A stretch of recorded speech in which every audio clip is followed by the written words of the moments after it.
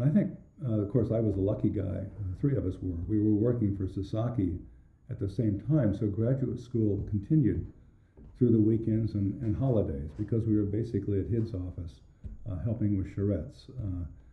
So Harvard was full time. It was 24 hours a day, 7 days a week.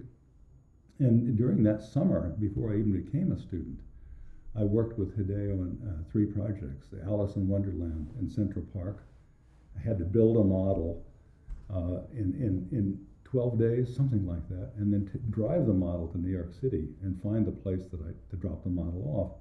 And this Illinois boy had a little bit of problem in New York. It was a little hard to find your way around in New York City.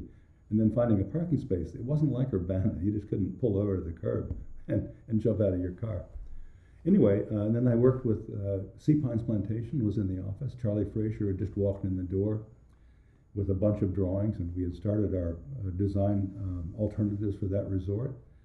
And Dr. Land, a guy from MIT, had founded a corporation called Polaroid, and we were asked to help to do a landscape plan for his first building in Waltham, which we did, and it was quite a funny time because we'd heard rumors that Polaroid was going to do instant picture, and we didn't really believe it. We thought it was a big joke, and we weren't critical, but we kind of laughed when he'd walk into the office. He had a certain style, and he carried a huge briefcase, and it turned out that he didn't have a lot of money at the time, and he offered us some stock in the Polaroid Corporation for the $2,500 fee that we had charged, and Hideo held out for the fee, which Dr. Land paid a year later.